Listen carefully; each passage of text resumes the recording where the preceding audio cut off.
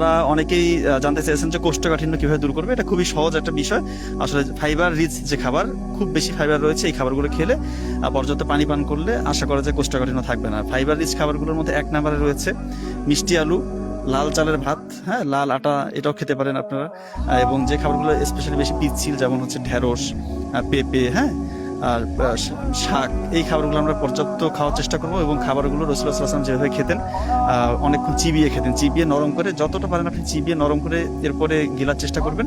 এতে করে ইনশাআল্লাহ আশা করা যায় যে আপনার কোষ্ঠকাঠিন্য সমস্যা অনেকটাই দূর হবে। এবং কোষ্ঠকাঠিন্য থেকে কিন্তু আমরা জানি যে পেটের গ্যাসের সমস্যা, গ্যাস্ট্রোএসোফেজিয়াল রিফ্লাক্স ডিজিজের মতো ডিজিজ, এরপরে পাইলস, হ্যাঁ, অ্যানাল ফিশার, এই রোগগুলো হয়ে থাকে।